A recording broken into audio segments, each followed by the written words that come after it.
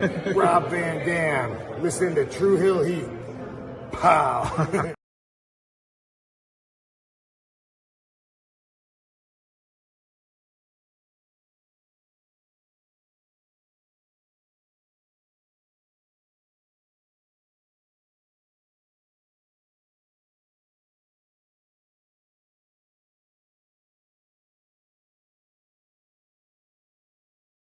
What's up, True Hill Heat? True Hill Heat. What's up?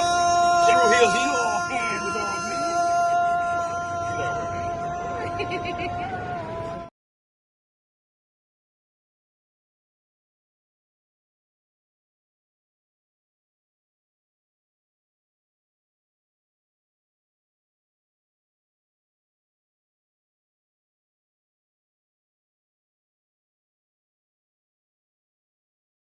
Rob Van Dam, listening to True Hill Heat. Pow.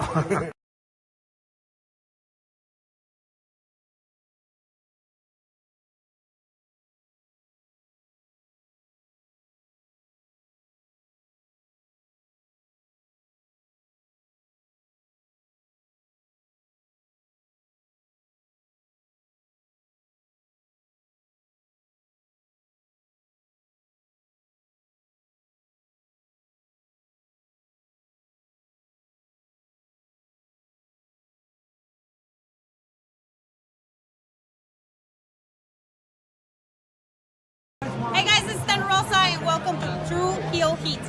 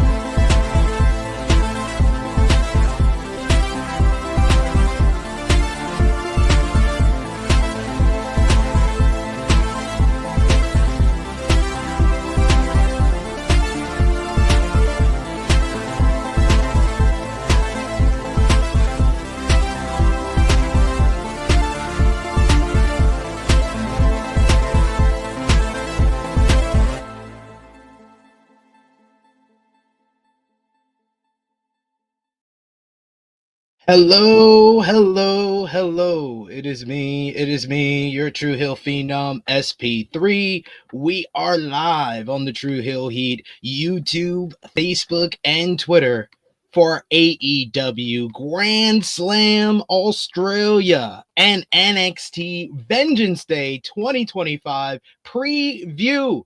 Breaking down both shows coming up tomorrow night, starting at 8 p.m. Eastern. Probably going to like 1 a.m. with the Grand Slam show. So we got a lot to discuss. And to do that, I am joined by one of my favorite people to talk pro wrestling with, one of my favorite people to do these reviews with. You know her as one of the faces of Fightful Overbooked on Coexisting with Rob. You'll see her at 3 p.m. over there, but you got her here right now. It is Maggie. How are you doing? Surprise, bitch. It's me. I'm always here when I'm always here when SP3 needs me. So, the stream hasn't even started yet, and I'm already pissed off. Zack Sabre Jr. isn't the IWGP champion anymore. I need to edit that out. I'm pissed off. I know it was one of the greatest New Japan matches. Let's just mourn the fact that Zack Sabre Jr. isn't champion anymore. I'm sorry for your loss, Kate. I haven't texted her. Kate was very distraught. Kate didn't even do the ROH show with me yesterday because she was like, I'm too depressed. it sucks. What is this? It's no. I get it. Okay, wonderful match. Fantastic. I thought it was a perfect match. That final 5 minutes was Yeah, absolutely I amazing. way It was better like than. it was like 4:30 in the morning. This was when I was still in New York. It was 4:30 in the morning, and I didn't need coffee because that match and the Suji and Okay, Gabe Kidd were like adrenaline rushes. I get it. Amazing match, but just Amazing match, but I don't care. but I don't give a fuck. Like just I didn't get what I want. I don't give a fuck. I don't care. Like Zack Sabre Jr. was supposed to, retire with that championship. It's just I feel like he got that title for like a month, and I know that he didn't. It's very much, I would say, the two reign that's very similar to Zack Sabre Jr.'s is Swerve Strickland's from last year, where that was another 4-month run, but it was like the perfect 4-month run where you felt like he accomplished everything he could accomplish and No. elevated himself and put him in the upper echelon. So then when he drops the title to Bryan, people didn't feel that bad for him because the 4-month run, you accomplished a lot in it. And I feel the same with Zack. He was the first ever British wrestler to win the G1. He was the first ever guy to cash in his G1 title match early and then win it in Ryogoku Sumo Hall. And then he went on to become the first foreign wrestler ever to not win just one Tokyo Dome main event, but back to back. I pretty much knew when Goto got momentum after Wrestle Kingdom, I was like, yeah, I called it on this channel. I was like, yeah, it's probably time to pull the trigger because Zack's reign could only go down from here. So it's best to I leave it know. at the peak. It's best to leave it Yeah, at the peak. I'm still depressed. She was like, "You made sense." Oh, fuck you. You made like I know everyone. I know it makes sense. I know that this was probably most definitely the right choice.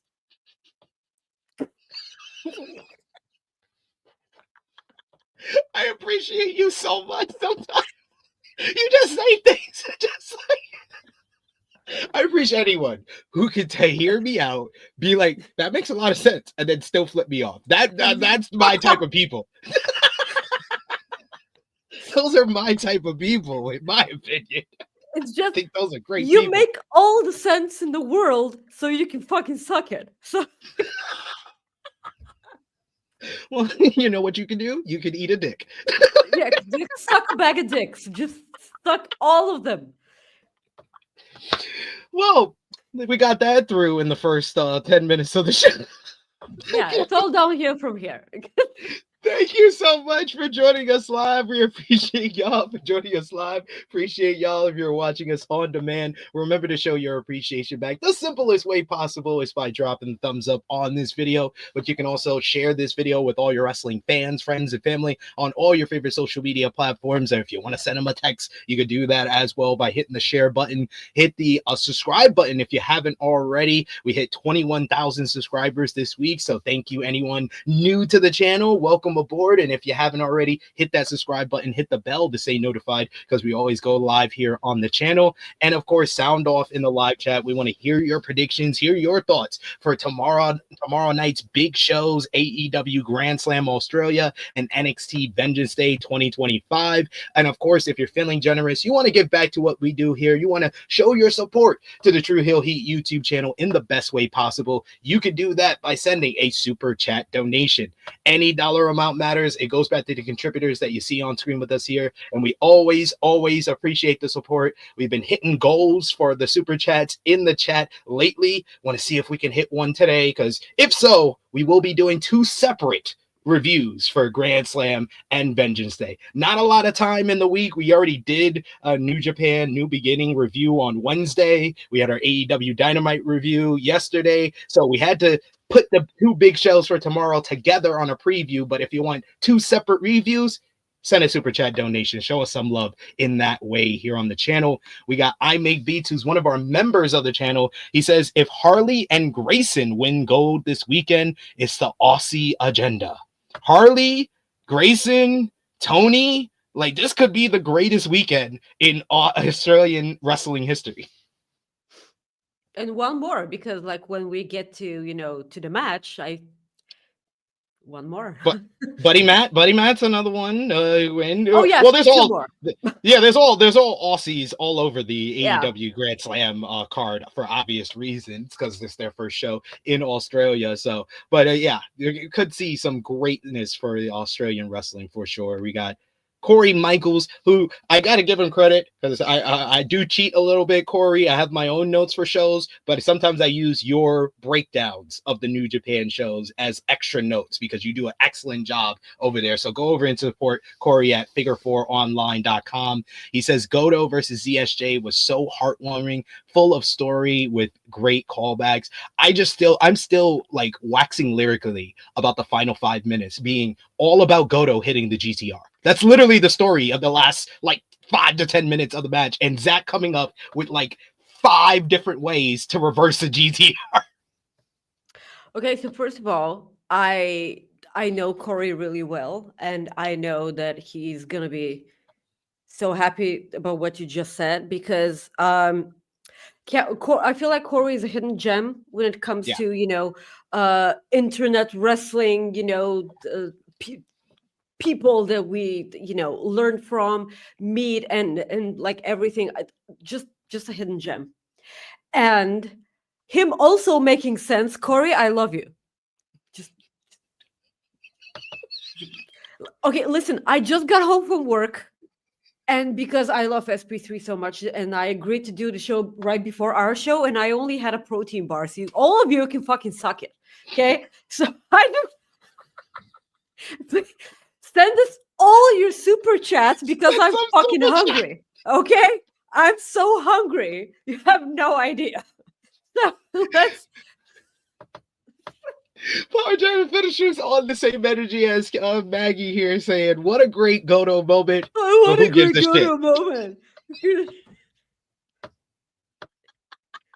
Can someone please cry with me about Zack Sabre Jr.? Just cry. One tear. Just, it doesn't have to be sobbing like I was. We got Irving Beats, who's like relating with you. He's like, "Maggie, you remind me too much of myself, goddamn." Thank you. Thank you, sweetie. All the love in the world for you. Just go and eat, okay? Like, I can probably, sponge off of someone else eating. That sounded way better in my head. Sponge. Okay, do you want us to actually preview the show? Yes, yes, this is great. This is one of the better starts that we've had. And that's saying something, because like. Oh, but yes, sound off, hit the live chat like I said before, and but let's get into things. How excited are you? We'll first say 0 to 10 for AEW Grand Slam Australia, Maggie. I'm gonna say a solid 6, and the only reason it's not a higher, it's because I get to have 2 shows I have to watch before work, so that's just exhausting for me, which means I have to get up at 6 a.m. for me to watch both shows, and I'm gonna start with Vengeance Day and then finish off with Grand Slam. And that's the only I'm actually really excited for Vengeance Day as well. But for Grand Slam, it's again the first show out of like it's a totally different area. I hope that, because a lot of Aussie people are on the show that don't normally get even on Dynamite, hence Harley Cameron and Buddy Matthews, and I hope that this isn't just for Grand Slam, because God help me, I cannot fathom having Buddy Matthews on your roster and not using the guy. Just please, just math ain't mathing here. Just it's math ain't Matthews in. Okay, I The tried. I Matthew haven't eaten. Matthewson. I haven't eaten. Okay, I tried.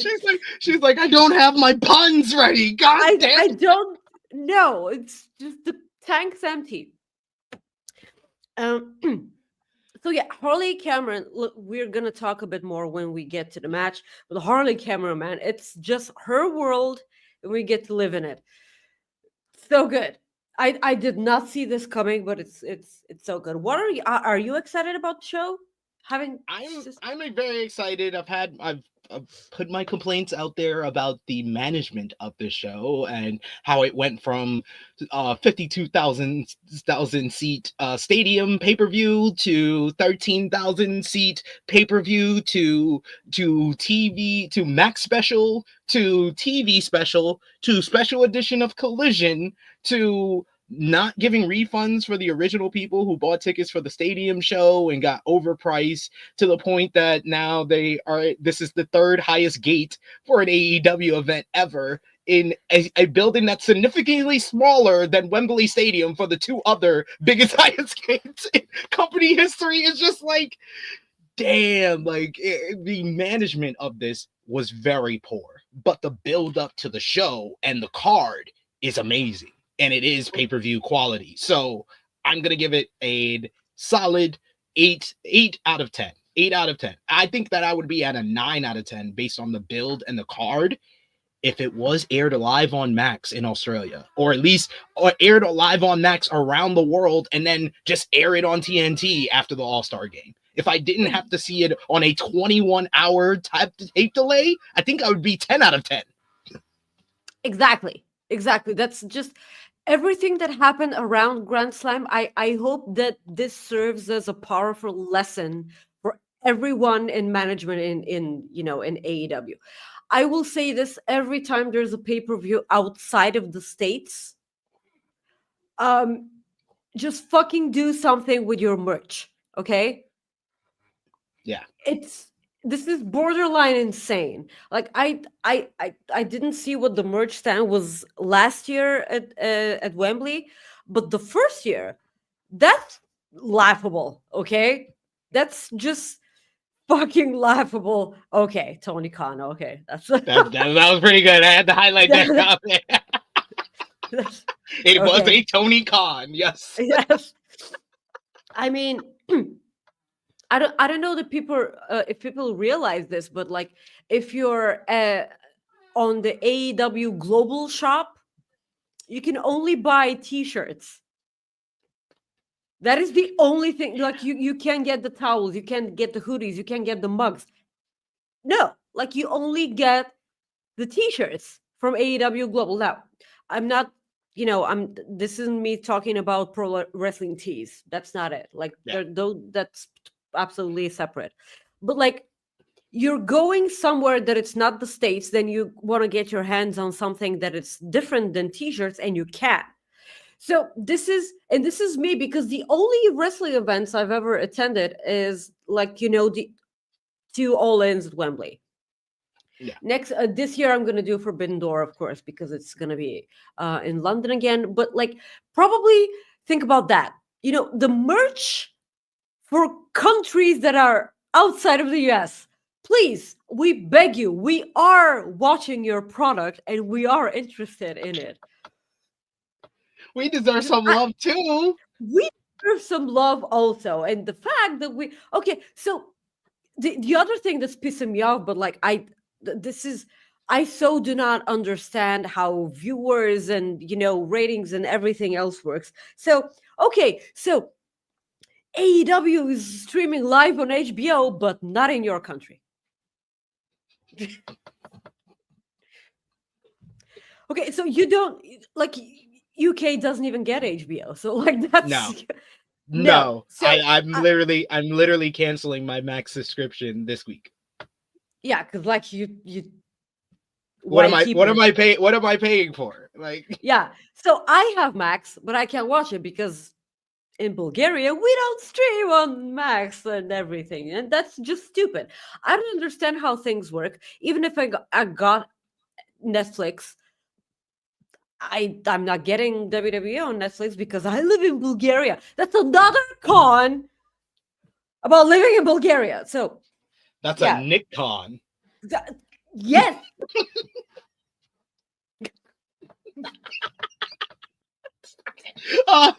What is your 0 to 10 excitement level for NXT Vengeance Day? I'm gonna be a bit more hard on NXT because I'm always hard on NXT. Because okay, that's another thing that sounded way better in my head. I'm on a roll today. That's because I haven't eaten again. So it's I'm gonna give it a 5 because it's a bit iffy. All the matches, I have a lot of complaints about. The matches are gonna hump, but like the way that we got towards Vengeance Day was kind of strange for me. But we're gonna talk about that. Yeah, seriously. But we got Thank you, Corey.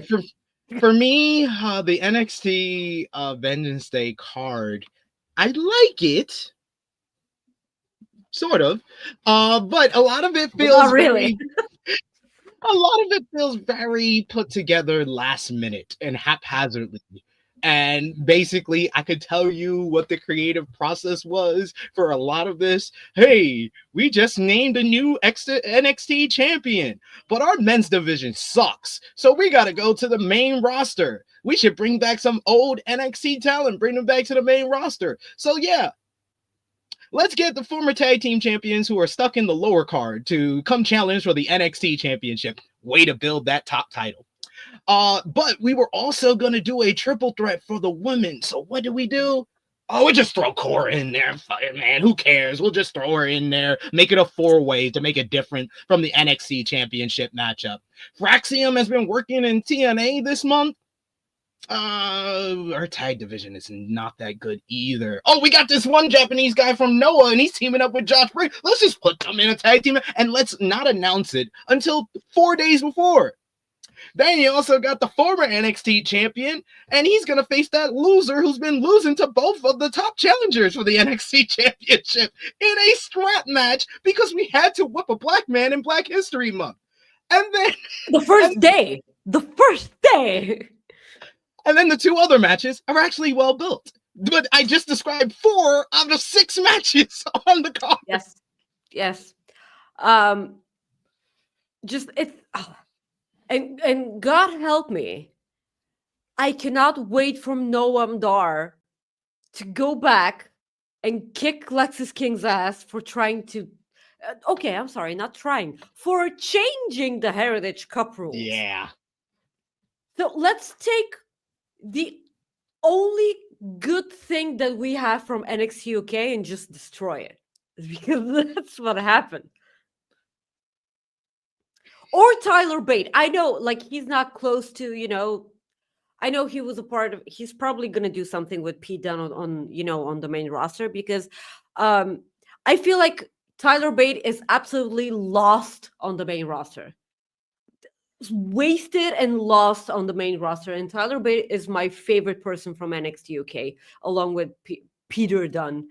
And it's kind of stupid because if you make him go back to NXT and build him more, like give him, a purpose and everything, because what he is on the main roster is just a wonderful wrestler, because they will give you zero character aside from that kooky British guy who wrestles orgasmically. So like that's orgasmically, damn. So Tyler Bate is absolutely my favorite. I love you, Tyler, and you have excellent taste in women. Man, yes. he's the only dude in the game currently who can compete with CM Punk's roster.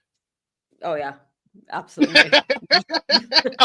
only dude in the game who can compete with Punk. But we got a super chat donation here from Rob Herning. Thank you for joining us today. A new name in the chat, Rob Herning Jr. Thank you so Hello. much for the support. He says, I would love if they did a triple threat match between Harley versus Monet Puppet, and add a I Quit between the Puppet and Monet. Like the way, oh my God, last week on Collision, that pop the Puppet got for being on her back. Oh my God, that was like a pop that a lot of wrestlers are jealous of. I did not see this coming. A puppet, and she's the only person who's willing to get this over. She's so good. I mean,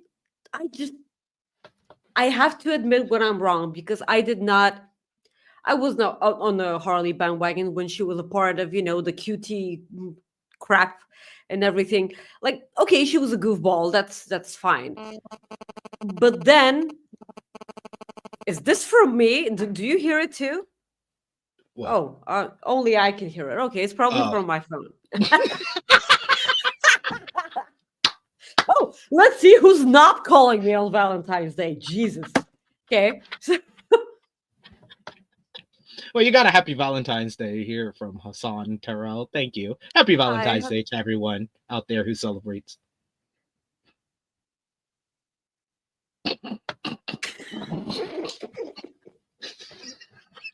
Jesus, you didn't have to give me that look. Big Red Dog says NXT is proof that good vibes is more important than good booking. Laughing emoji. Like, it's absolute dog shit, but I'm still having fun. Yeah. NXT is fun most of the time. Like, even if there's like a bad segment of backstage acting, or you get the Carmen Petrovich, Ashanti the Adonis storyline, there's still a lot of fun during the show. I want Triple H and Shawn Michaels to never do romance in wrestling ever again. Oh yeah, please. They are both very bad at it.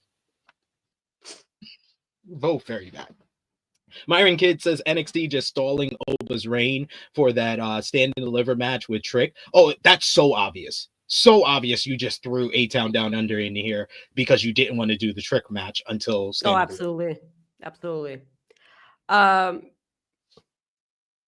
Yeah, I agree, but it's when you stall something that is so incredibly obvious, why would people care about the thing that you're presenting right now? Because like, we know that you're stalling, so we don't care, especially when it's that bad.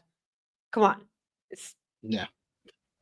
Really, it's not the men division, man. When Ricky Stark showed up, I was like, God, thank God. I had a whole argument with Jeremy that day on In the Weeds because Jeremy was like, oh, he needs to go to the main roster, and I'm like, no, there's only one show in WWE that needs like with the fiber of every being in Tuesday nights, they needed Ricky Starks. Raw and SmackDown did not. Listen, I squeaked. Okay, I live alone. I don't have anyone to be vocal for, but I squeaked. Okay, the moment I saw Ricky Starks, and I'm like, yes, this is it. This is it. I'm glad that I'm gonna get the match that I've always wanted to see: Ricky Starks and Carmelo Hayes. This is the match that I wanted. Just give me. But we're gonna see it on the main roster, and that's because it was gonna be way better. She's like, it would have been way better in NXT at least. It would have been way better in NXT, way better. We'll see. We'll see. I personally think that Carmelo Hayes is absolutely lost on the main roster, and I'm so pissed off. And I just hope that they don't do that with Ricky Starks, because it looks incredibly natural for him to be in WWE.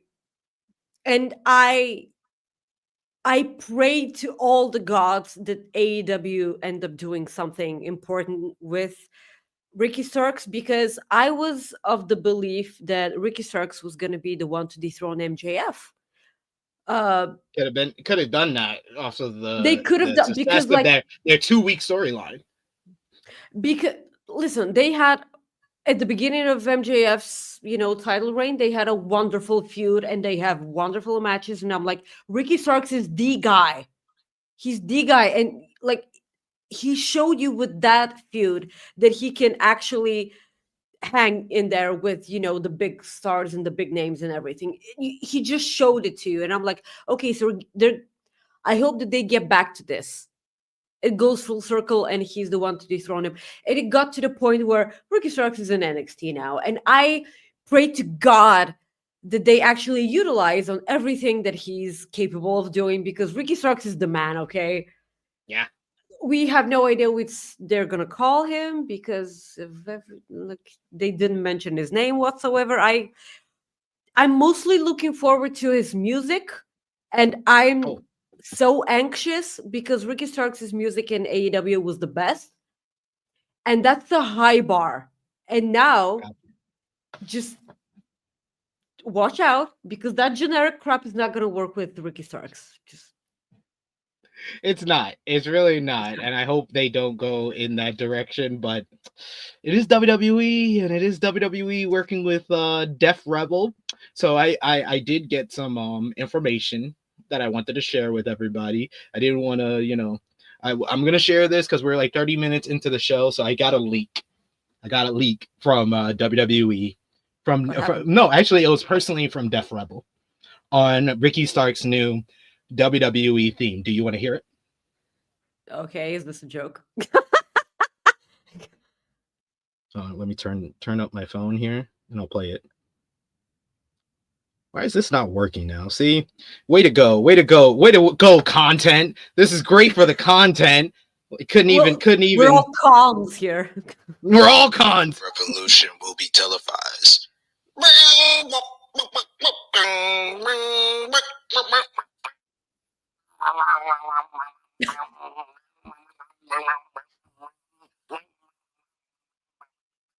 Revolution will be televised. Thank you, Def Rebel, for sending that to me. That is so good. I mean, it's actually it's actually way better than I thought it was going to be. Okay, so I know that this is a joke, but guys, you have that FP3 set a incredibly high bar now. So like you can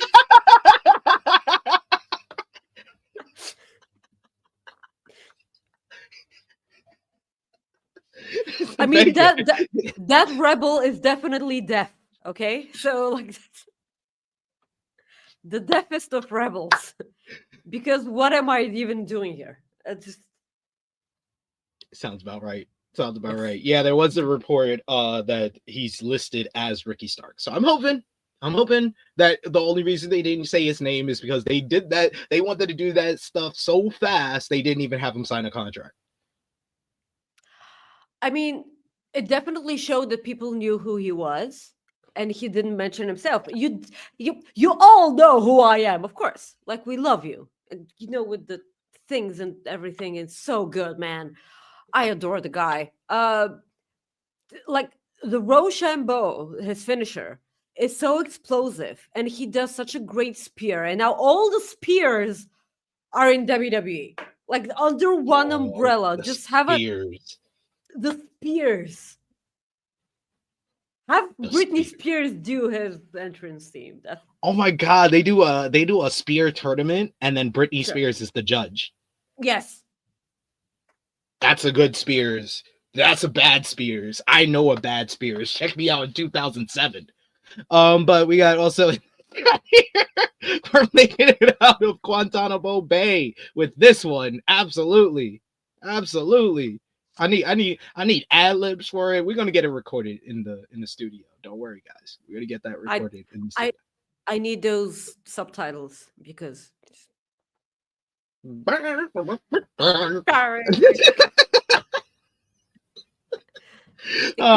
sounded like they took our jobs. Like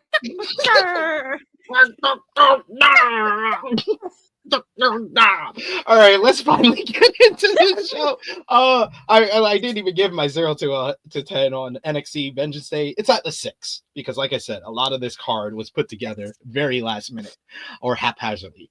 But let's go into AEW Grand Slam Australia first, because Grand Slam Australia will air after NXT Vengeance Day, but technically it happens before NXT Vengeance Day. So let's start off with the matchup that everybody's talking about. We talked about it even before we went live.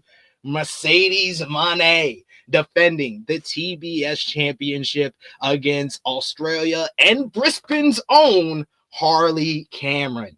Harley Cameron has been on a bit of a losing streak since she started doing one-on-one singles matches in AEW last year. She had never scored a singles win on AEW television, but it didn't stop her from interacting with the top brass, having a matchup with Mariah May, having hot girl graps, and then following that, she approached Toni Storm during her rookie era performance, went to her and said, you know, she's very proud of Toni being from Australia, and she would love to have a title match in Australia as well. And Toni told her to keep believing and that she could have a big title match and wrestle in her hometown of Brisbane, Australia at Grand Slam, which led to Harley grabbing her guitar and approaching TBS champion Mercedes Moné and creating one of the greatest improvisation songs I've ever heard, especially in the wrestling genre, The Money Train.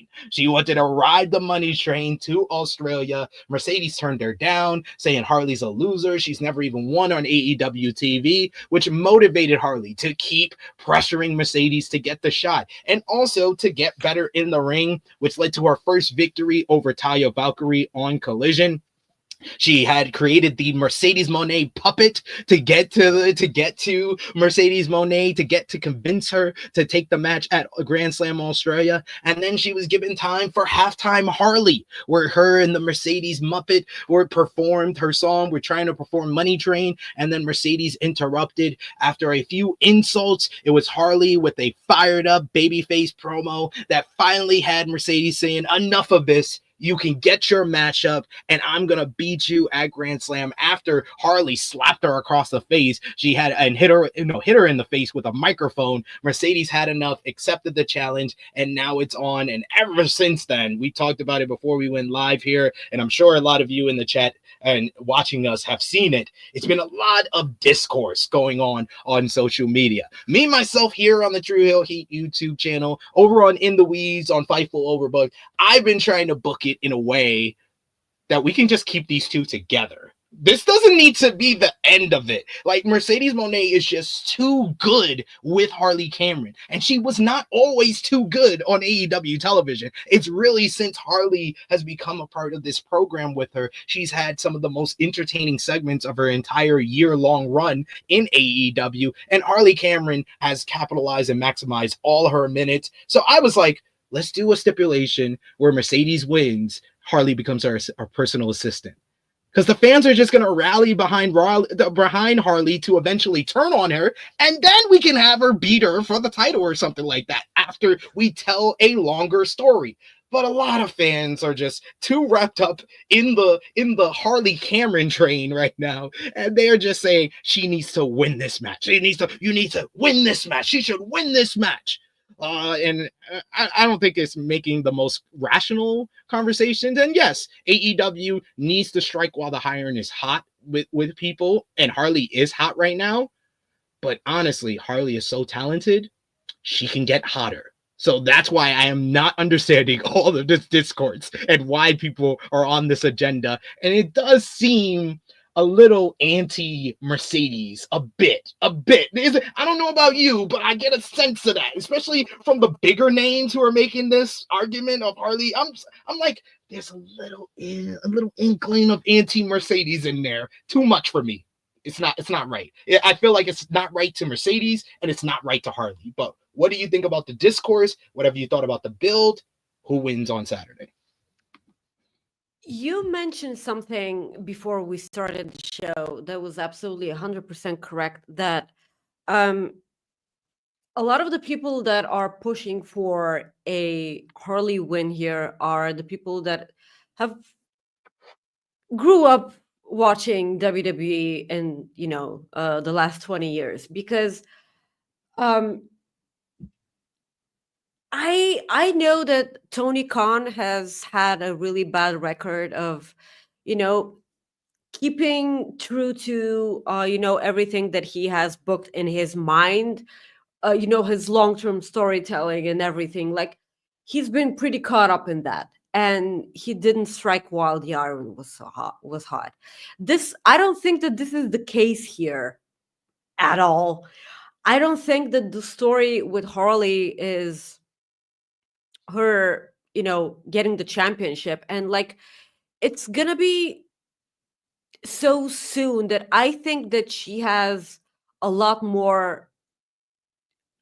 of ways to go. I don't think this, the moment is now. I personally think that the woman that should dethrone Mercedes Moné is Athena. I've always thought that, and I've always pushed for Athena to be the one.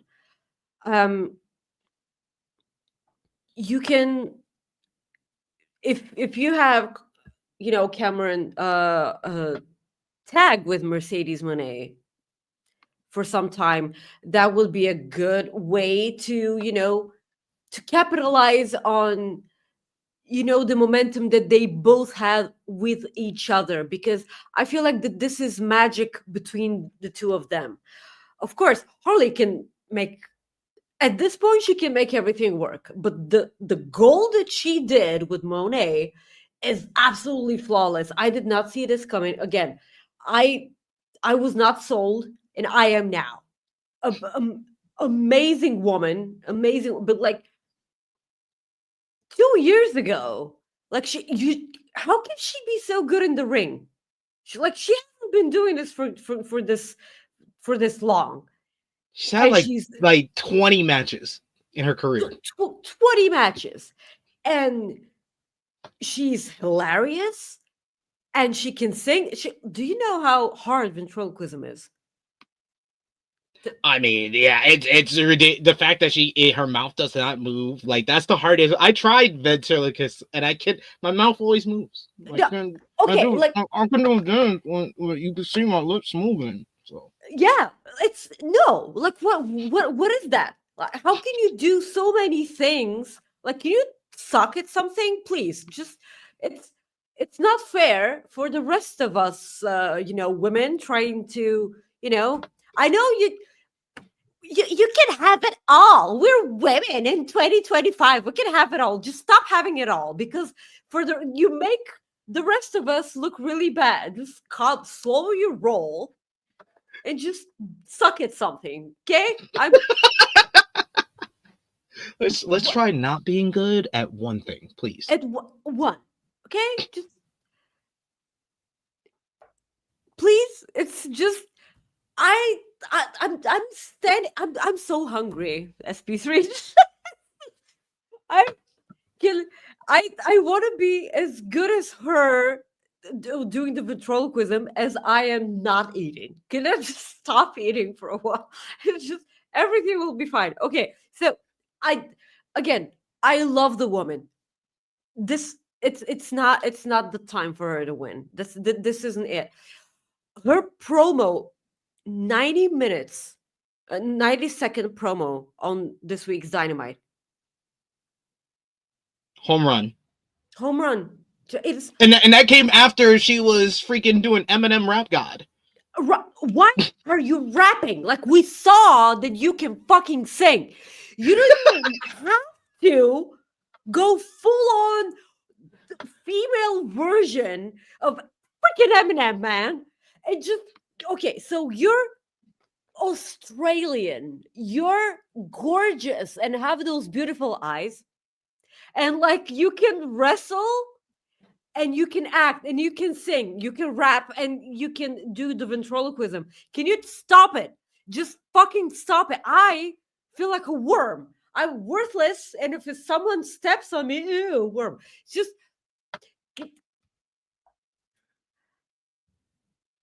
Mercedes Moné for the win. This is depressing me, man. She's just too good at everything. She's just too good at everything. Stop it. You're making me feel bad and everyone else in the room. Okay?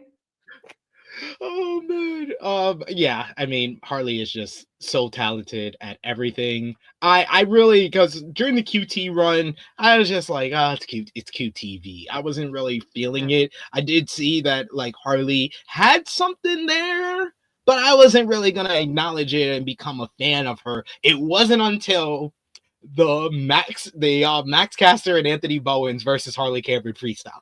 That was when I was like, oh, okay, maybe they got something here. Then they paired her up with Saraya, and every backstage segment that they had, Harley was the best part of it. Yes. And this was in a stretch where Saraya wasn't doing her best work in the ring. So then they would do a random match like a timeless Toni Storm versus Harley Cameron. And I'm expecting, once I see that on the lineup, I was like, oh, this is going to be bad. This was before Azumi found Toni's boots, her working boots in Japan. This was before that too. So I was really worried. I was like, oh, I don't know if this is going to be good. And it wasn't awful. And this was her after like 5-6 matches. And I'm like, wait, that wasn't awful. That's weird. That you're supposed to be really, really green right now. Like, why was that not that bad? Then she had a really good match with Mariah May, and I was like, whoa, okay, I'm on the bandwagon now. I'm here to stay. But like you said, this feud has just taken her to new heights. It's taken her to new heights. But like the reason that I have such an issue with the discourse is because the solution to this being a great feud and not wanting to end is not Harley Cameron winning the championship. That is the end of the story. That's the end of the story. Why do y'all want the end right now when we just went from A to B? Why are we going all the way to Z now? Like, yeah, what's with the instant gratification? Like, stop being fucking millennials, because that's our problem. That's the millennial problem. Instant gratification. Just fucking stop it. Just so it incredibly Lynchian. Stop it with the closure. Stop it. We have so much road ahead of us. Much road ahead of us for us to go for. Just bear more with to it. There's more to it. So people have been pushing for her to beat Mercedes Moné, and then Mercedes Moné gets it back at Revolution. That's gonna suck. Yo, I love the guy. He's the people's. Not only do have I worked with him on camera and on Fightful and other places, had him over here, and I work with him at Sports Illustrated. But John Alba actually responded to me with that, because he put the big post about Harley should beat Mercedes, and I was like, oh no, John's the type of person where I can't interact with him and go back and forth. So I put a reply. I don't usually put replies to these posts, but I put a reply, and I was like, y'all are moment chasing. Y'all are just moment chasing. This is WWE brainwashing you to think that moments are the things that are better than storytelling, than actual coherent, logical storytelling. Y'all just want moments. But y'all are not asking the question of what's next. And he replied with, she loses at Revolution. I was like, that's awful. That's even worse. That negates the moment that you want. Like, what? Like, not everything is Matt Cardona at WrestleMania with the IC Championship. Not everything is that. I love your T-shirt, by the way. Thank you.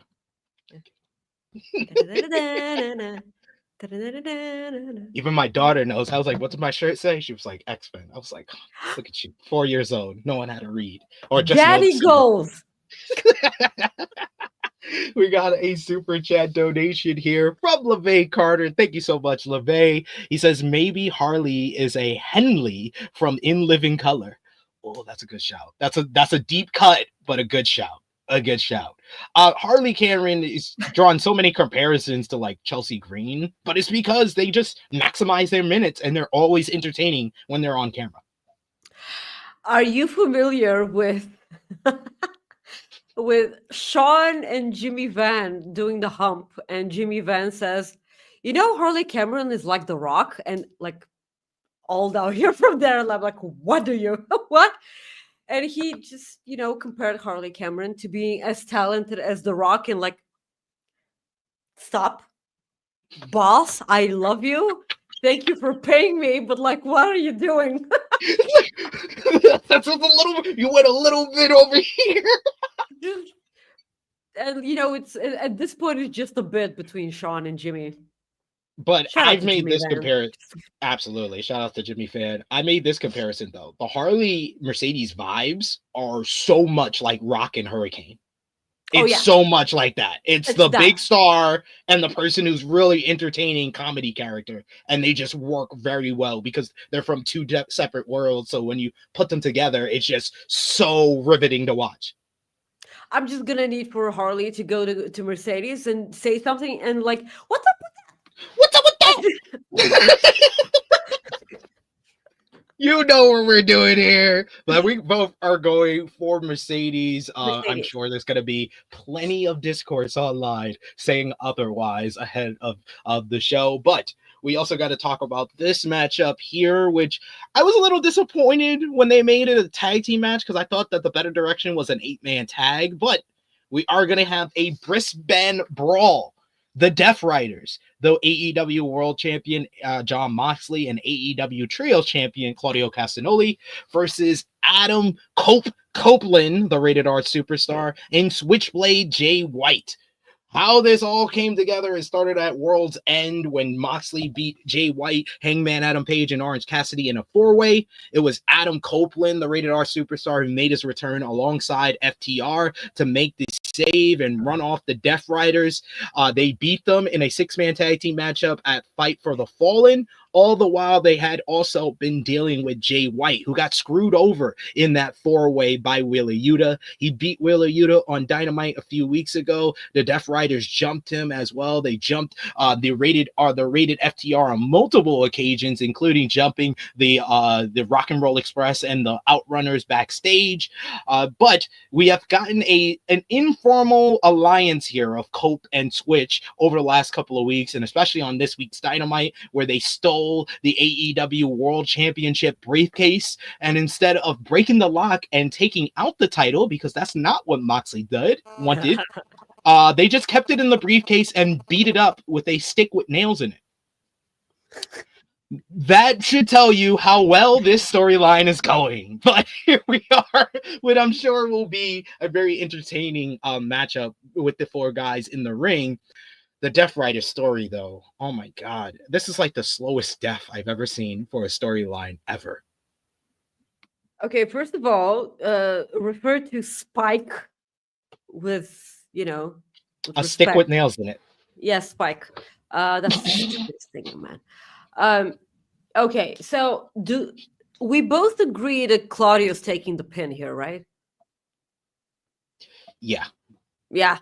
Yeah, because if they wanted to do it where Cope pinned Mox, they wouldn't have made the match first for Revolution. Yeah, for Revolution, absolutely. So I think it's safe to say that Switchblade and Adam are winning. Let's just never call him Cope ever.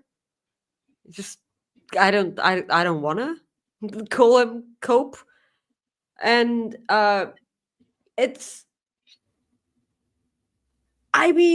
they were going so good with the Death Riders. Like, what is this? I don't know. They showed up with the Trios Championships, and I'm like, oh, right. The titles. Yeah, that. And I feel like they're losing soon, the Trios Championships, and that's why they had them. Like, look at those things that we're not going to have soon. Everyone in that audience, while Copeland was smashing the briefcase with Spike, they were like, open it. They're literally telling you. They're literally telling you what you should be doing, and you're not listening. So, like, you were losing fucking time and giving all the momentum for Marina Shafir to get back that briefcase as if her life depends on it. It's as if Moxley said, fucking keep that briefcase, as if it's your most prized possession. And if you lose beat it up with Spike because you want to destroy it. What are we doing? Like, no, like, well, theoretically, there's a title inside. Theoretically, because we haven't seen it. We have no idea if the title's inside. We have no idea. No. And like, we're all, the first time Moxley defended that championship, I was like, hopefully we get to see that title. And no, they didn't do, the ref didn't do the thing. Did he raise the briefcase? He rose the briefcase. Okay, that is the briefcase. That is Stupidest thing I've ever heard. Stupidest shit I've ever seen. And I've seen Eric Rowan with the spider thing and like with no, I've seen some stuff. It's stupid. And that is the silliest crap. Just show it. Okay, what is it? Do you like, did they give a bunch of money for someone to make a new design of the championship belt and they haven't done it in time and they're just stalling? What is this? What happened? That would make a lot more sense than what we have gotten with this story. And like Myron Kidd, Cope not opening the briefcase was so stupid. And like, I know you're supposed to be a babyface, and we know because babyfaces are normally stupid. And that's how you know that Copeland is a babyface. Like, oh, there's a briefcase everyone's telling me to open. Let me smash it so that Marina Shafir can get it back. So, and first of all, and second of all, like, are they telling us that during the time that they stole it from Marina and then they left her? Okay, so, and that is the other thing. So, like, they put Marina Shafir in another room that looked like a toilet, by the way. So they slightly opened the door and took the briefcase from her. And then they left. They didn't lock the door or anything. No. And like, she didn't leave the room. Was it like locked from the inside? No, because Moxley came and just but you could open it from the outside. Maybe it's locked from the inside. But they don't want you to think about this. She locked the door behind her. Like, what? It's look, please, just make it. I don't know what. Like, so Claudio's in this match to take the pin, and I detest that because I'm a huge Claudio Castagnoli fan. I was a part of the Cesaro section, and when he came to AEW, his first match was with Zack Sabre Jr. Fucking yes. And it was so good. And then he won the Ring of Honor championship from, like, he was the one guy that made fucking Chris Jericho tap out from the swing. And that was which is one of the best finishes ever. The best thing ever. I love it because how can you? I always thought, why aren't you puking? Yeah. I remember when people got upset at that finish. I was like, it makes sense. It's the first time that the swing has made sense to me. Why wouldn't you tap out if he's not gonna stop? Okay, so a customer comes into the bar and tells me, "Can I get a double jack?" And I go to pour him a double jack, and then he's like, "Oh, and a water." And then I look back at him, and I'm already dizzy. Like, that's how can you not sell the swing as an incredibly hard thing to take? So no, I love that. And then they did a bunch of stuff with Claudio, and I'm like, okay, we're getting there. And then they did the whole thing with the Death Riders. Yes, he's a part of something big, of the best things in AEW, and then it all went south from there. And like, it's I don't know, I know it's supposed to be entertaining, but like, we have so much greatness in AEW that's not at all the championship. So, and the fact that he's the championship is the most entertaining thing on the show. Yes, and we haven't seen it also, so that's probably it. And he's like, we're gonna light a fire under the AEW roster, and then he's feuding with Copeland. And I love Edge. Okay, I don't want you guys to take me the wrong way, but I have zero interest in Adam Copeland being in a title picture. Zero interest in that. I actually thought he was great in the TNT title picture because whatever star power he had remaining, he brought it to a title that needed it, and it propped it up a bit. Whereas Exactly. taking the little bit of star power that he had left after jumping off a steel cage and landing on your feet and tearing your ACL and trying to put him in the main event picture after that? No. It was like it's like make it make sense to me. But the Death Rider, I'll be honest with you. Copeland is like the least of my worries with this Death Rider story. The Death Rider story has like literally fallen apart, and it bi-weekly is becoming the worst storyline in AEW history because it has not made any type of sense or been very entertaining since Full Gear in November. And why do I mention November? Is because November was the last time that the Death Riders defended the trio titles before Wednesday. Yes.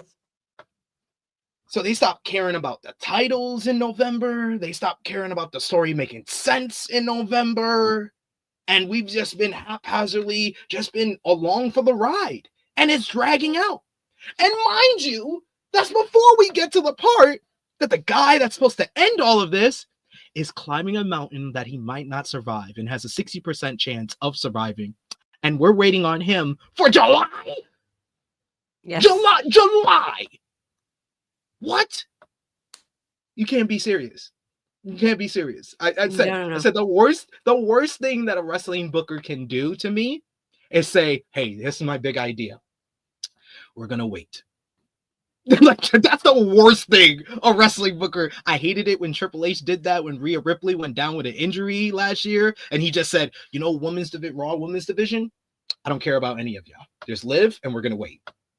Like, I hated that, and I hate the fact that Tony Khan is telling me this storyline is awful. All your friends are telling you it's awful. All your fans are telling you to pivot, but you're like, no, we're gonna wait. No, take the pen away. No. Sell the company. I don't like. You should not be in charge if that's your solution. In the weeds. On the weeds is what they meant to say. Yes. Oh man, we got Corey Michaels. He says a good point. He says every now and then it feels like they're on the cups of making it good again. They do something silly. Yeah, like last week they had a good segment, the little brawl that they had that started outside and then it went inside to make this the Brisbane Brawl. But like even that, I thought it was a good segment. But even that, I was like, you literally had all 8 guys brawling and just made a tag match. Yes. You're gonna have to explain to me why FTR is not in this match. Why isn't Pac and Wheeler not in this match? Wouldn't it be more interesting if you like this felt the whole angle they did 2 weeks ago felt like an angle to set up an anarchy in the arena with all 8 guys? I have no idea. Are there visa issues when it comes to traveling to Australia? That's immediately what I thought. I was like, is it because of the whole gun charge for Cash Wheeler? But they solved that, so I don't know. I have no idea because like you said, this is what made sense. So I'm just gonna go ahead and assume that there's a reason for that not happening. That keeps my sanity. But I've had to do a lot of assuming on this story already, Maggie. I understand, sweetie. I feel you so much, and I'm so sorry. But like, I don't think that us, bitching about it will make it any better. It is good entertainment. I know, but like probably you guys should send in some more super chat just so there's a reason for us to be this bitchy. So I could feel a little bit of like sanity watching this Death Rider story. But I'm gonna go with Copeland Switch for the win. Copeland and Switchblade, because otherwise, what logic will there be for Copeland to have a championship shot at Revolution after that? Zero. So again, Claudio's there to take the pin. And by the way, these 2 guys just beat up all 4 of the guys, so I would think that they could beat 2 of them. I was like, we're not even trying with the Death Riders after No. Wednesday. I was like, we're not even trying anymore. But one thing one thing that probably has less effort heading into the show, but will deliver once the bell rings. Kazuchika Okada will defend the AEW Continental Championship against Australia's own Buddy Matthews. Buddy Matthews and Brody King and Julia Hart are now the Hounds of Hell after Malachi Black left the company and put to bed the House of Black. He also became a dog, if you watch that vignette, and they put him away. they put him out to pasture, and now they're renewed. But it was Kazuchika Okada who was overhearing a backstage interview and was laughing and talking trash about Buddy. Buddy got in his face and challenged him for the Continental Championship, but Okada refused, and Buddy used Okada's favorite word in the dictionary. He was acting like a bitch, which the more times that he said it, the more it got under Okada's skin, to the point that Okada accepted his challenge, and now we have our Continental Championship matchup. If you're asking me why that description of this matchup and build was so short, is because that's basically what happened, and that's why I said there wasn't a lot of effort put into this. But when you put that on the match graphic, you know what you're gonna get when the bell rings. So that's all that matters. Okay, listen to me. Buddy Matthews, please win. I just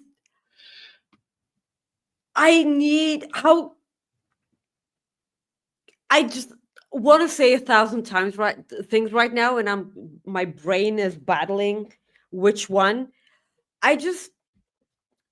Buddy Matthews with any type of gold around his waist looks incredibly right. And I feel it's kind of insulting that he only had it once in AEW. Okay, so back in WWE, he had the Cruiserweight Championship, and he won that in Australia. I cannot remember who he beat, though. Did he beat Cedric Alexander? Yeah, he beat Cedric Alexander. Wonderful, best match on the card on that show for that show. Yeah, it was. Crowd, yeah, but like that was a low bar, and Buddy Matthews is always gonna deliver. So Buddy Matthews is one of the best things in the AEW locker room.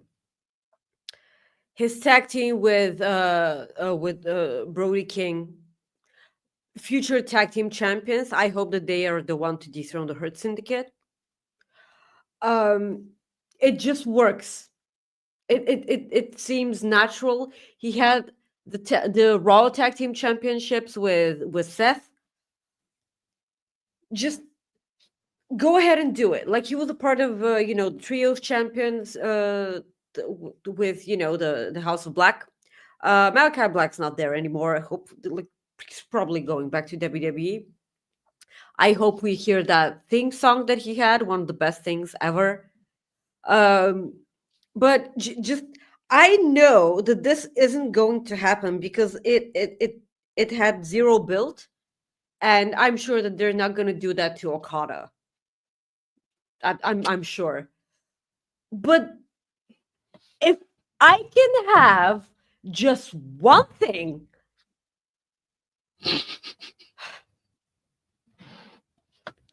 please, I'm not your buddy, guy. I was waiting.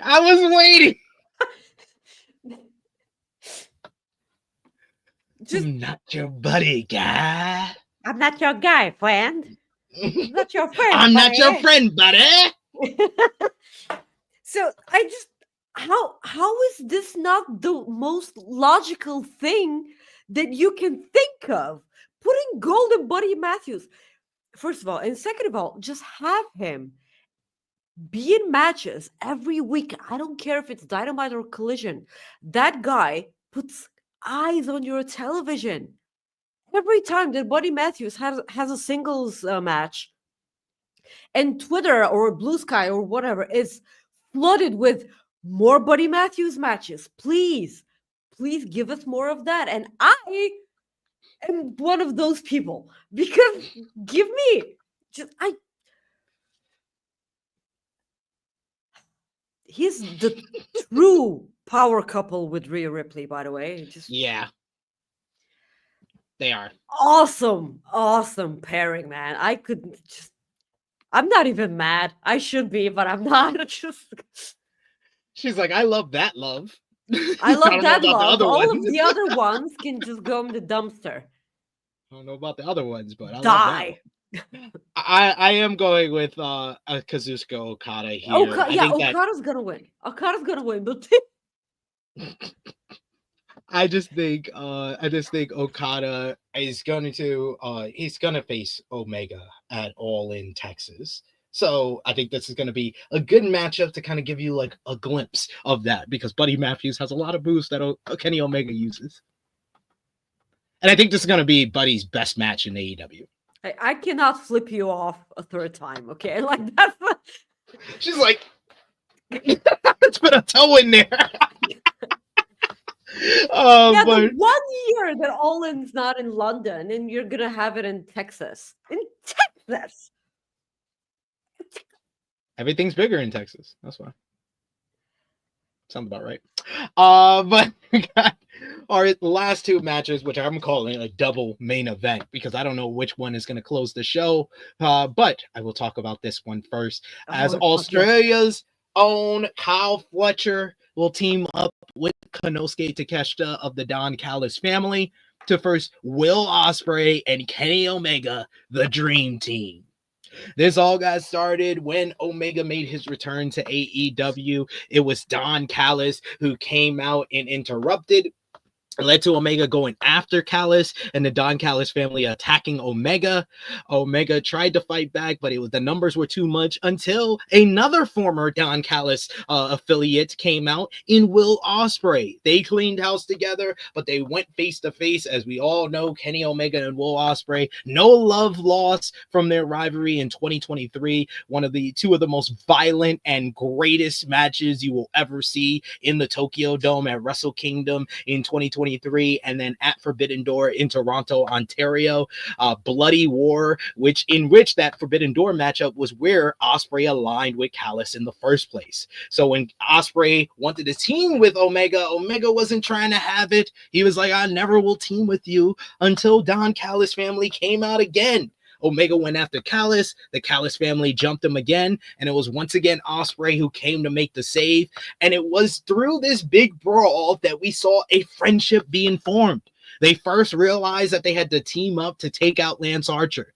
Then they both realized they love to climb large structures and do backflips off of them. And that's how they became best friends. They decide that they want to challenge Takeshita and Fletcher to Grand Slam. Ospreay went on to pick up a win over Brian Cage, with Fletcher and Takeshita jumping Ospreay and Omega in the post-match.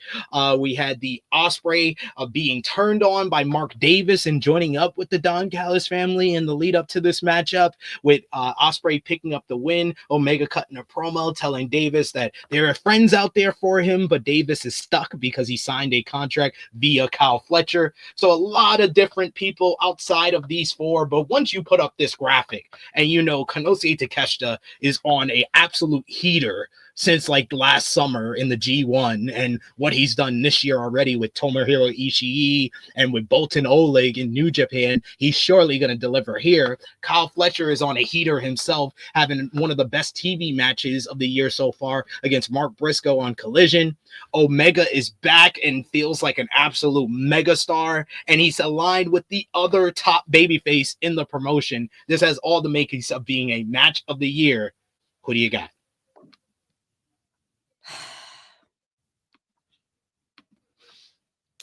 I have to be honest, I don't know who wins this match, because if from a babyface perspective, of course, because it's a newly formed tag team between Omega and Ospreay, aka the Panty Wetters. So it's, for me, it's I'm not even sorry. It's just, how can you the Panty Wetters? zero dry panties for me every time. It's just the only thing missing from that team is AJ Styles. I'm not not even I'm just I will my love life, if or lack thereof, will be over because I don't need anything else. I'm good. Just forever. Just I'm good. So if you look at it from their perspective, they need to win because they're the baby. Like that's the power tag team. And but like on the other hand, I feel like I have this, built-in storyline in my head that's, probably won't happen or may not happen. But like, I feel like because it's Australia and it's called Fletcher, and you might as well give that team the win, and then they get joined by Cage and Archer, and Will Ospreay tells Kenny, "Listen, we can do this alone. I'm sure that you cannot trust them because you couldn't trust me from the beginning, but call your friends and then enter the Young Bucks." Because I don't think that it's a coincidence that they lost the IWGP Tag Team Championships, because they're coming back and they can come back, then they can have their friction and then they can finally hug it out, because I don't think that Hangman enters that picture. And this can even happen with the Death Riders. They can reform because of the Death Riders, because to this day I feel like the Death Riders, their end will come when the Elite form back and they put that fire down. What fire? So it's that little spark. It's like a lighter. It's like a lighter that's out of fluid, and you have to press it like the thing that you light on New Year's Eve. That thing. That's the Death Rider. So they can go shoot, and then they can. It's like the one that the firecracker that you go, and then it just goes like an inch or two, and then it dies by itself. That's the Death Riders. Yeah. So we love each and every wrestler that is a part of the Death Riders. I want to be perfectly clear here. I also want to be perfectly clear, because I've been saying this a lot, and I said it yesterday on AE Ramble. The one thing that the Death Riders is getting right, Wheeler Yuta. Wheeler Yuta has more heat than he's ever had in his career. So he's honestly the main star of this whole program, because he's the only one. Him and Shafir are the only ones gaining something out of it. Absolutely. Miranda Shafir looks like an animal. I do not want to be face to face with that woman. She will kill me with her eyelashes.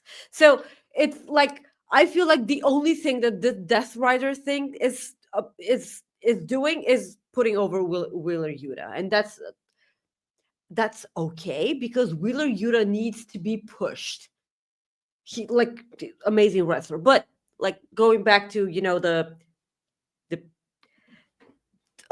huge amount of laundry match. So like that's Kyle Fletcher is the shit. I loved Aussie Open, but like it's just like the Creed brothers. Yes, Julius is obviously the star.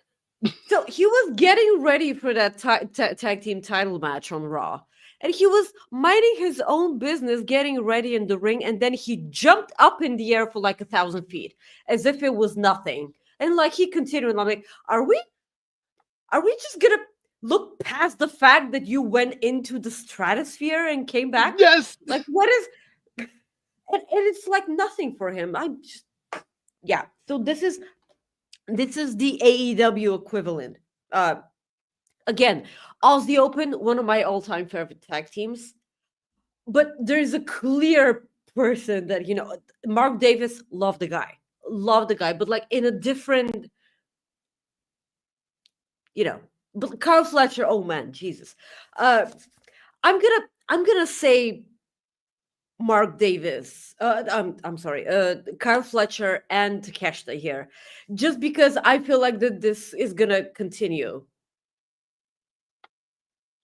And I if think the it is baby, going to continue if after the this. yeah, if the baby faces win, I feel like it's over. And like, no. So what do you think? It's a completely hard thing to, Yeah. I think that the dream team has to win. They have to win. You can't put the two top baby faces in the company together and have them lose. I would say if they did this a little bit differently, where they had them kind of still at odds with each other, you could do like the can they coexist type of thing and have them lose because they can't get along. And that's how you get Fletcher and Takeshita over. But you can't have them come together, be these superpowers, and they pretty much beat 5 guys by themselves, and then expect me to think they're going to lose in a tag team match. Okay, listen.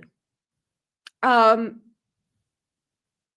actually, because it's the Don Callis family, I'm pretty sure that Archer and Cage are gonna get involved if they're there, because like a lot of money needs to be put into everyone being there. But because the Young Bucks were just were they in Japan? Yes, they were. Are they gonna just fly down to Australia and make? I mean, Takeshita may have not come alone. Exactly. Yeah. So that's a lot of, man. Everything is just right with AEW when the Elite are together. Can you? I'm beginning to see a pattern here. Every time the Elite falls apart, AEW falls off the rails, and then they come together, and then everything is good in the world again. Because for me, you just said everything that you said about Darby Allin being the one to dethrone Moxley and everything, and I feel like that's crap. It should be Kenny. Yes, absolutely, 100%. 100% should be Kenny. I mean, he did the whole comeback after, the diverticulitis, and then had that amazing match with Gabe Kidd. That's probably going to be match of the year from January. Again, he does that again. And like, it should be Kenny. I know, TK, that you're watching. We know this. You watch it all. You watch it all. You watch it, everything. It's not us saying, well, it's okay. People who are familiar with coexisting know that I am not a Darby Allin fan, and that his wrestling is just not for me. It's not for me. I am not in that demographic.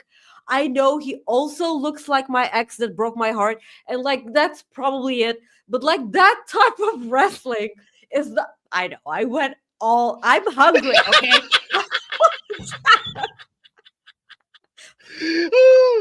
we're gonna go fast through the Vengeance Day card because there's not much for us to say, so don't worry. We're spending more time on Grand Slam. We also have a show in half an hour. I know, exactly, that too. That's why I'm gonna go through fast. So it's just Kenny should be the guy.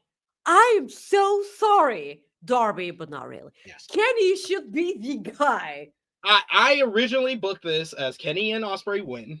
Then they decide, hey, we got to go and we got to take down the Death Riders now. But only one of us can be the AEW World Champion. So you do a singles match between Kenny and Ospreay at Revolution. The winner of that is Kenny Omega, who goes on to beat Jon Moxley at Double or Nothing for the title, to set up a title versus title match of Omega and Okada, where you just get rid of the Continental Championship, and now the winner of the Continental Classic just gets a shot at the AEW World title. And then 1 year from now, at All In London 2026, still AEW World Champion Kenny Omega drops the title to Will Ospreay. I just booked the whole next 18 months for you, Tony. You're welcome. Why is it so easy? And yet they always get it wrong. Okay, so first of all, and then second, you just punched Tony in the face. I know. So it's like, and that's another thing, because at the beginning of this tag team formation, the panty wetters. So like Will Ospreay says, listen up, Kenny. like I've been trying to deal with the Death Rider situation in Moxley, but the Don Callis family gets in the way, and I'm like, when did you try to? No. He didn't say he tried. He said I want to get over there, but I'm dealing with this first. When? Okay, when? Like you have. I mean, they did have the whole backstage segment with Darby and Will, where Darby called out Will. He was like, "You worried about all of this? You should be worried about the Death Riders." And Will's like, "Yo, I will, but first let me get through the Continental Classic." And then once he got through the Continental Classic, he got approached by the Callis family. Yeah, that's not enough. It's just like the tip. No, I don't want. Just give me all. Just give me all the inches. It's if that's all you got, well, I'm sorry. Let me give you tea and wrap you in a blanket because oh my god, it's just I don't know. It's just give the title to Kenny. Fuck the Darby Allin thing. He'll get it his day. Just no, I don't want to see a world with AEW that Darby Allin is a champion and Kenny is not. And he's there. I don't. You know, if they really want Darby Allin to be the champion, let Kenny drop it to. Kenny can drop it to Darby. Then no. Darby Allin beating Kenny. No. Like I am not gonna do a show with you about AEW anymore. So like that's. Let's just not let Darby pin Kenny Omega. Just can we not? Thanks. I mean, now you have to understand, Maggie. I've had so much fun talking about this show that now I'm probably going to be calling you for AEW pay-per-view previews now. This has been the class, but let's finish it off. Let's finish it off because we do have another show to get to. Mariah May defending the AEW Women's World Championship should be the main event of the show because she's facing Australia's own Timeless Toni Storm.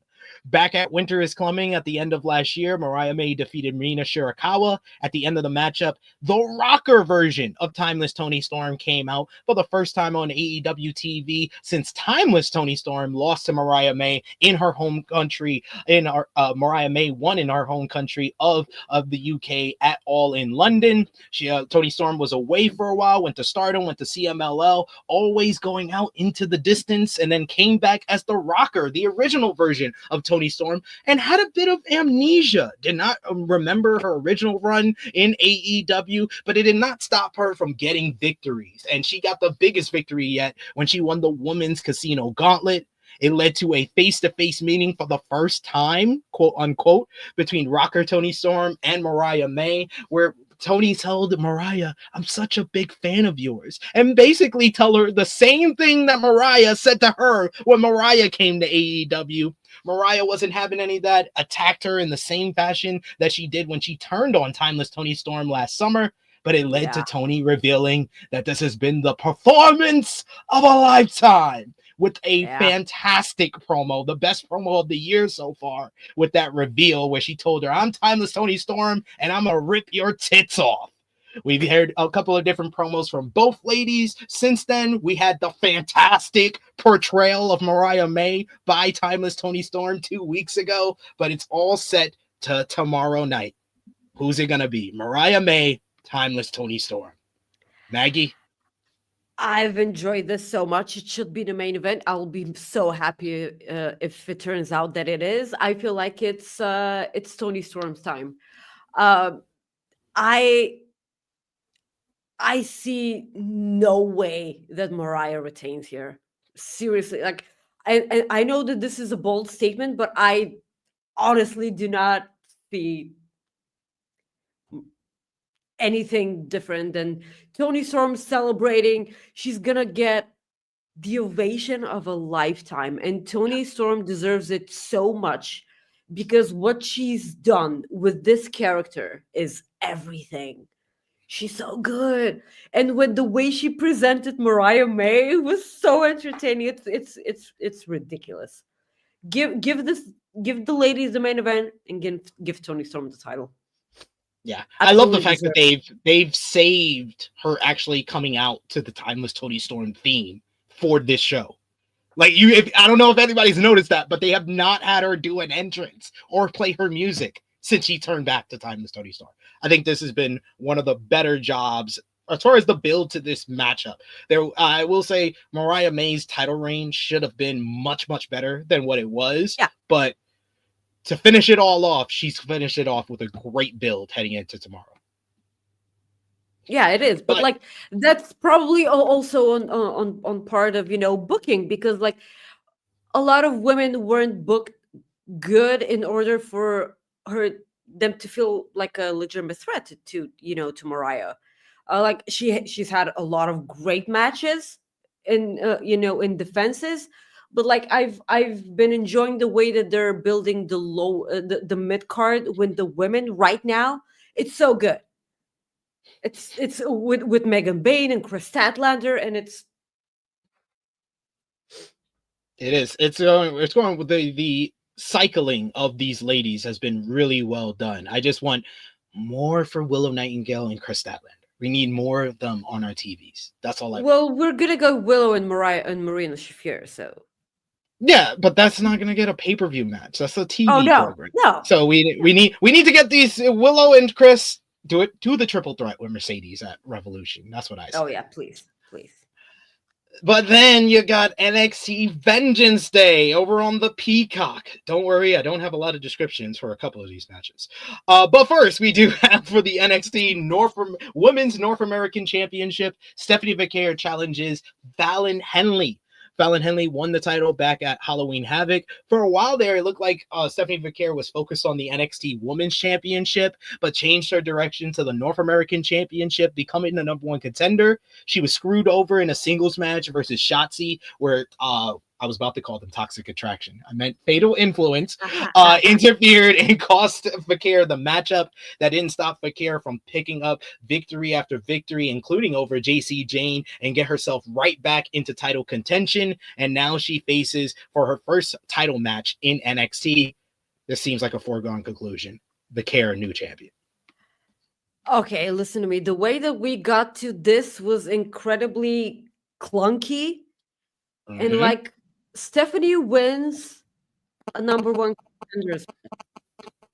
It's a four-way #1 contenders match. Yes, it is in the title. #1 contenders match.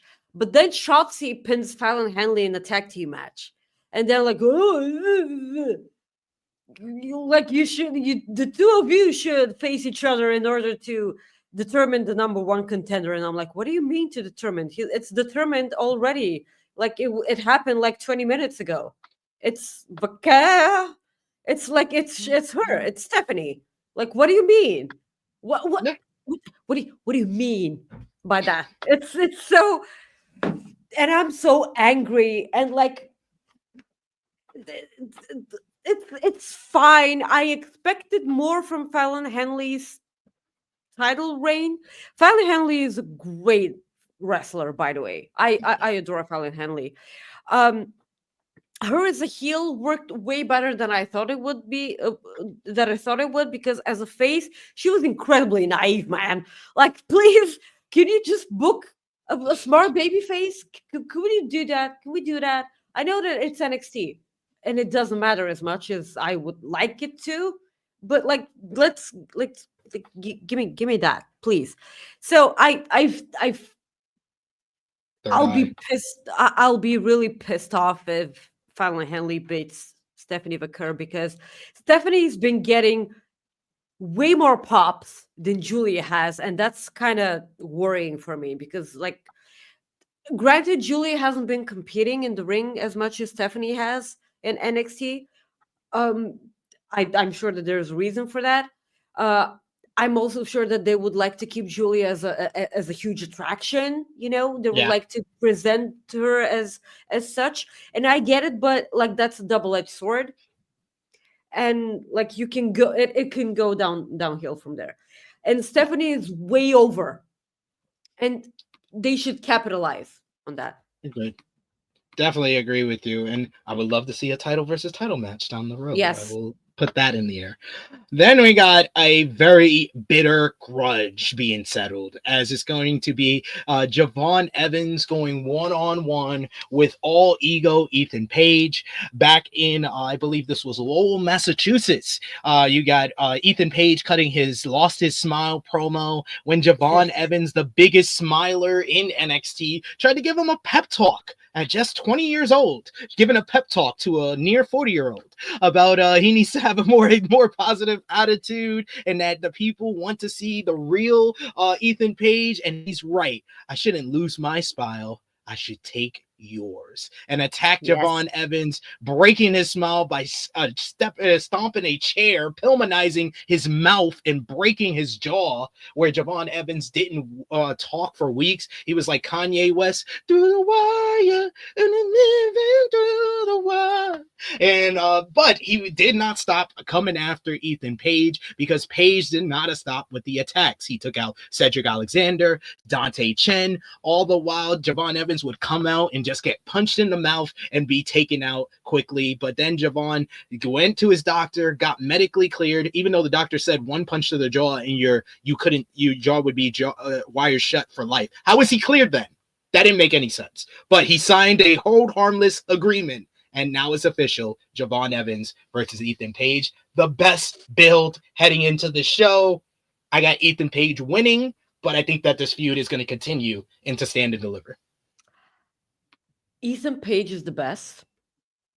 And if you don't like Ethan Page, you just don't like wrestling. That is that. I said what I said. He's a freaking genius, man, and he's so good. I'm so glad that he got his moment with The Rock. I feel like that was the best ever. And yes, we are all egomaniacs here. Just killing with a smile. Yes, killing with a smile. Yeah. So if someone half my age tried to give me a pep talk about smiling, I would act the exact same way. So Ethan Page is completely excused in my eyes. He is not the heel. I love Javon Evans, by the way, but he was being annoying, okay? He tried to make it about him. That's how I saw it. I mean, a guy was having a bad time in the ring, and Javon just came out and made it about himself. No, that's not how you do it. And let me just fuck you up real nice. And real nice and proper. Real nice and proper. And who better than Ethan Page? I pick Ethan Page here. I feel like Javon will win this one, but I'm such an egomaniac. I will never say no. I'm sorry. It's Ethan Page. Then we got former NXT champion Trick Williams going one-on-one with Eddie Thorpe in a strap match. These two men were in the triple threat at NXT New Year's Evil in January, both losing to Femi. Then Femi got a win over Eddie Thorpe in his first title defense, which Trick Williams came out to stare down with Oba afterwards, but had to give a trick shot knee to Eddie Thorpe. Eddie held on to that. So when Trick and Oba teamed up against A-Town Down Under, it was Eddie Thorpe who cost him that tag team matchup, whipping Trick Williams in the back. Then he whipped him with the belt repeatedly to end the show, and thus it led to Eddie Thorpe challenging Trick to a strap match, which Trick had no problem accepting. Who wins on Saturday? I'm going to go with Trick Williams. This obviously just seems like a stipulation match to put him over before Stand and Deliver. Okay, hold on. I want to get this right. I don't give a fuck. Zero fucks are given by me about this match. I don't give a flying hoot. I don't care. I love Trick Williams. Eddie Thorpe, he's gonna get there. But this is so stupid, man. Why? No, I don't care. I'm sorry. I'm not even gonna pick. I don't care. Just move along. Stupidest shit. For the NXT Tag Team Championships, Fraxium, Nathan Frazier, and Axiom will defend against Josh Briggs and Inamura. Inamura coming over from Noah started teaming up with Josh Briggs, who also had an excursion in Noah. They hadn't wrestled in a lot of tag team matches. I think they were in like one battle royal, but they had been saying that the champions were ducking them. It was like, try winning some matches. Then you could say they're ducking you. So that's what the champions told them. I was like, great move. But then they finally had their first matchup this past Tuesday on NXT, getting a win in a triple threat matchup, which Fraxium was that impressed with that they made this matchup for the tag team titles. Fraxium coming off a defense against the Nemeth brothers in TNA, as well as the Rascals. Those are a lot more interesting than the build to this matchup here, but I think that the match will deliver because Inamura is really good, but I got Fraxium. Maggie? Oh yeah, the Fraxium ain't losing. So the triple threat between Hank and Tank, No Quarter Catch Crew, and Briggs and Inamura was absolutely off the hook. I enjoy these types of matches because tag teams like Hank and Tank that aren't necessarily there can show off. And the triple threat was pretty good. And that's why I'm not that pissed off that this match is happening, because that was the best match on the show. Yeah, and I'm. It's gonna be a fun match, but Fraxium aren't losing those championships at this point. I have no idea who beats them. I have no idea. They haven't really been building a lot of teams. I mean, I would say No Quarter Catch Crew because of the great match they had at Deadline. That would be I'm my always pick. gonna root for No Quarter Catch Crew. I mean, it's fucking Willie Regal's son, and he lost to Lexis King. What is like? Is William Regal pissed at Charlie Dempsey for whatever reason? Did he bring home a girl that William Regal does not approve of, and that's why he wasn't in his corner? You know, for it's just. I don't know, man. It's so weird. Charlie Dempsey was meant for that Heritage Cup. I'm still so pissed off at the point that we've gotten the Heritage Cup to. I'm just yeah. And then you have the triple threat NXT championship match. Yes, I know this will be the main event, but it's not my main event. So we're going to talk about it first. NXT championship on the line. Femi will defend against Grayson Waller and Austin Theory. Ironically enough, I believe Waller got his first shot at the NXT championship back at Vengeance Day on a premium live event at Vengeance Day 2023 against Braun Breaker. And now he is here against Femi. The A-Town Down Under came to NXT. They had Femi on the Grayson Waller effect, basically started talking trash about him, and Femi took offense and said that he would take on either one of them for the NXT championship, but they said to both of them. And Ava made the triple threat match official. I will say Grayson Waller has been doing great work on the mic. Loved him calling Femi overrated. That was really, that's really I love a good pun, but this feud feels lacking because of the position that they've had A-Town Down Under on the NXT, on the main roster. If this was coming off their tag team title run last summer, I think that this would feel a lot better than it does right now. But there's no doubt Femi wins. Femi, like if what this is, hopefully is, once again, a showing for Femi's strength. Because I don't care, man. Like, they've been teasing Waller and Theory dissension for like fucking decades now. I don't buy any of it. They tried it this last Tuesday again, and I'm like, I'm fucking falling asleep, okay?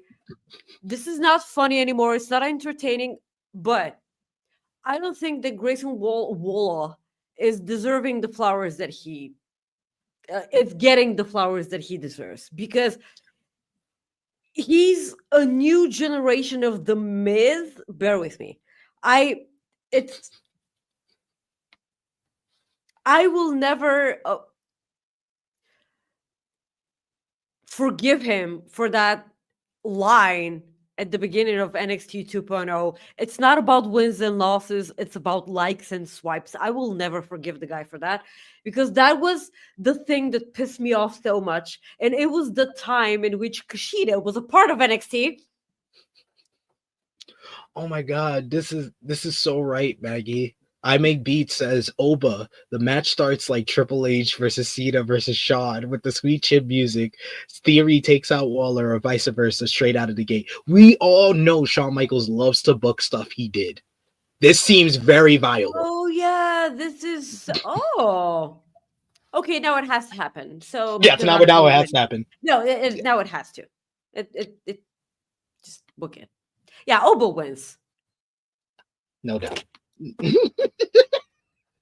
Obo Femi wins. Corey Michaels reminded me of Pepper Farm remembers. He says, I still love how Edge beat Waller in a match, said, you swam, kid, and then just bounced. Yeah. Yeah. And this is why people like Corey are incredibly important for your, for your wrestling fandom, because that match happened. Yeah, it did. It did. Feels It like actually did. I do remember decade that. ago. I know. It feels like. It feels like a fucking decade ago. Jesus. And then finally, the real main event of Vengeance Day for the NXT Women's Championship. Julia will defend against the former champion, Roxanne Perez, one of the greatest NXT Women's Champions of all time, Bayley and Cora Jade. These four women were in a tag team matchup a few weeks ago with Julia and Bayley picking up the win. It looked like we were setting up Bayley and Julia one-on-one, but then Ava decided that she was going to throw in the former champion to get her rematch in a triple threat matchup. Cora Jade was not happy to hear this, wanted to do something about it, so she interfered in the Vengeance Day summit that the three women had, attacking two of them and trying to attack her best friend, Roxanne Perez. Her best friend, Roxanne, did cause her to pick up a victory over Bayley this last week with an amazing impersonation of old school Bayley from the NXT days. That was great stuff. And it distracted Bayley enough for Cora to hit her DDT and get herself into the matchup to make it a fatal four-way at Vengeance Day. So who walks out NXT Women's Champion tomorrow night? Okay, it's Julia. Julia's retaining, but the only reason Cora is in this match just so she can take the pin.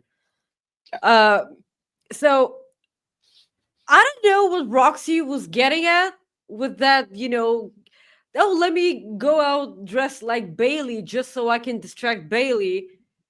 And at the same time, she acted real shocked when Cora won the match. I'm like, what were you like? What did you think was gonna happen?